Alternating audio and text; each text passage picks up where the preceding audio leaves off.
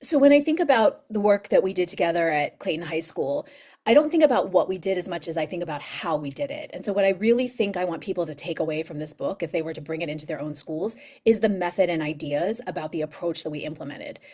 Zach Herons and I both believe that youth have answers to questions about their schools and ideas about how to make them better.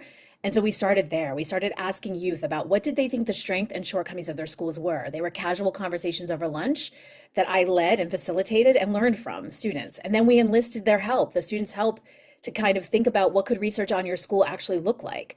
Rather than looking at some of the teachers who might have the least experience or least interest in this project, I asked for Zach to show me the very best teachers who wanted to do this project with me, who I could listen to and learn from and critique and challenge and question and be in awe about. And those were the teachers I went and looked at. I didn't go to every single classroom. I looked deeply at really good practice with teachers who wanted to be partners in this work. And then that created spillover effects within the school where the students and the teachers began collaborating on their own. I was not facilitating any of that work, but because we started asking questions with youth and then educators who were invested in their school, the work just magically happened on its own. So much of what I document in this book is because people were given the agency and choice to do the work that they've always wanted to do, both on the part of educators and youth. That doesn't cost anything. And we could be doing that in all of our schools. And even in some of the most resourced ones, we don't do that.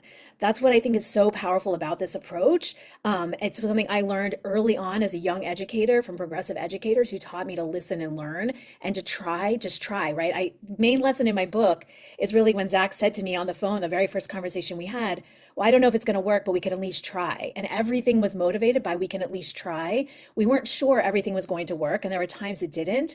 But trying is better than just like sitting with the status quo in education, which so many people have done for so long.